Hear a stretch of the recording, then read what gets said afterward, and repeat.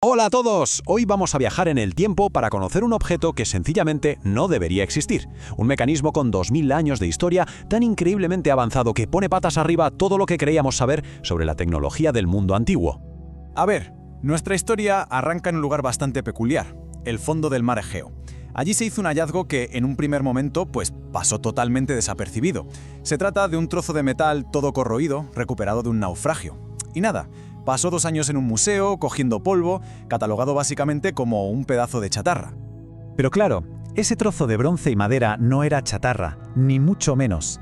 Dentro guardaba un secreto alucinante, una pieza de tecnología tan sofisticada que su simple existencia obligaría a los historiadores a replantearse de arriba a abajo lo que creían saber sobre las capacidades del mundo antiguo. Para entender de verdad la magnitud de esto, tenemos que volver al principio, al momento del descubrimiento en un barco cargado de tesoros que se fue a pique hace más de 2 milenios. A principios del siglo XX, unos buceadores de esponjas griegos se toparon por casualidad con un antiguo naufragio romano. El barco iba hasta los topes de maravillas, estatuas de bronce espectaculares, joyas, monedas, un botín increíble. Y entre todos esos tesoros había un bulto verdoso, deforme, que apenas llamó la atención. No fue hasta 1902 que alguien se paró a mirarlo con más detalle. Un arqueólogo, Valerio Sestais, mientras examinaba los hallazgos, se dio cuenta de algo que no cuadraba. Incrustado en lo que parecía una simple roca había una rueda dentada, un engranaje. Esa fue la primera pista de que aquello era algo diferente. Pero, ¿cuál fue la reacción inicial? Pues de incredulidad total. La comunidad científica en su mayoría lo descartó. Un mecanismo de engranajes tan complejo de la antigua Grecia, imposible, decían. No encajaba para nada con lo que se sabía de la historia. Parecía un objeto que se había colado desde el futuro. Y así, amigos, comenzó un enigma que tardaría más de un siglo en resolverse. Un esfuerzo tremendo para entender qué era exactamente ese misterioso artilugio. El camino para descifrarlo fue larguísimo. Hizo falta que nuestra propia tecnología avanzara lo suficiente como para estar a la altura del artefacto. Hablamos de décadas de estudio, desde esas primeras observaciones, pasando por los análisis con rayos X y finalmente llegando a la tomografía computerizada de alta resolución que nos permitió ver sus entrañas. Y lo que se descubrió fue sencillamente alucinante. No era un solo engranaje, eran docenas, interconectados con una precisión milimétrica. Un mecanismo de relojería de una complejidad pasmosa, todo metido en una caja de madera que no sería más grande que una caja de zapatos. Y por si fuera poco, estaba cubierto de miles de caracteres griegos que eran, en esencia, su manual de instrucciones. Después de años y años de investigación, la conclusión fue inevitable. Lo que tenían entre manos no era un reloj cualquiera. Era, de hecho, el primer ordenador conocido de la historia de la humanidad.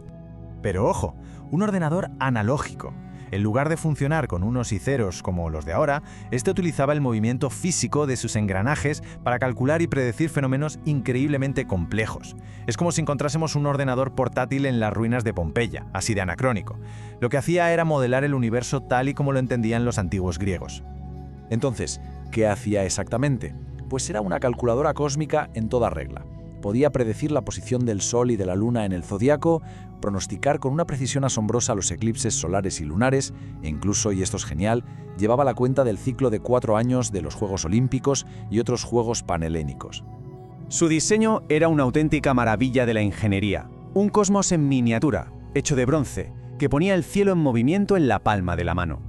El aparato tenía 2 caras principales. La de delante era como un calendario celestial, con agujas para el Sol, la Luna y las fases lunares moviéndose a través de los signos del zodiaco. La cara de atrás era todavía más compleja, con unos diales en espiral que predecían ciclos astronómicos a larguísimo plazo, como por ejemplo los eclipses.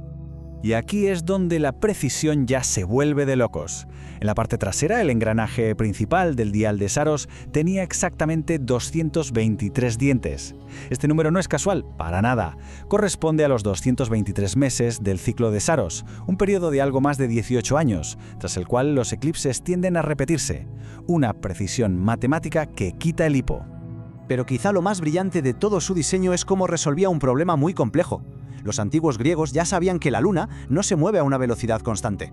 Para simular esta órbita irregular, los creadores del mecanismo inventaron un sistema de engranajes descentrados, una especie de mecanismo diferencial, que es, que sepamos, el primero de la historia. Y claro, la pregunta del millón es ¿quién? ¿Quién demonios pudo haber construido algo tan increíblemente avanzado? A ver, no lo sabemos con certeza, pero todas las teorías apuntan a los grandes centros de conocimiento de la época. Se habla de Rodas, donde trabajó el gran astrónomo Hiparco, cuyas teorías astronómicas están, literalmente, codificadas en los engranajes del mecanismo, o quizás Siracusa, la cuna del legendario Arquímedes. Y aquí viene un dato clave. El mecanismo de Antisitera probablemente no fue una creación única. El escritor romano Cicerón menciona en sus textos 2 aparatos muy parecidos construidos por el mismísimo Arquímedes. Esto sugiere que no fue un invento aislado, sino parte de una tradición de ingeniería de altísima precisión que, por desgracia, se perdió. Y eso nos lleva a la reflexión más profunda de todo este descubrimiento, la idea de un conocimiento perdido. El mecanismo de Antisitera es la prueba física de que la ciencia y la tecnología del mundo helenístico estaban muchísimo más avanzadas de lo que jamás nos habríamos atrevido a imaginar. Nos obliga a coger los libros de historia y reescribir lo que creíamos que eran capaces de hacer.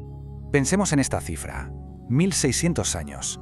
Ese es el tiempo que tuvo que pasar para que en Europa aparecieran de nuevo relojes astronómicos con una complejidad que se pareciera, aunque fuera de lejos, a la de este dispositivo. 1 milenio y medio de conocimiento perdido, o como mínimo, estancado. Por eso decimos que el mecanismo es como un fantasma de una revolución científica que se nos olvidó, una tradición de ingeniería mecánica increíblemente sofisticada que floreció y luego se desvaneció, y nos ha dejado solo este superviviente casi milagroso para contarnos su historia. Y con esto terminamos, con una pregunta que resuena a través de los siglos. ¿El mecanismo sobrevivió de pura chiripa? Estuvo a punto de perderse para siempre. Lo que nos obliga a preguntarnos, ¿cuántos otros mecanismos de Antisitera siguen ahí fuera, sin descubrir? O peor, ¿cuántas otras maravillas de la antigüedad, cuántos otros saltos de la genialidad humana se han perdido ya para siempre en las arenas del tiempo?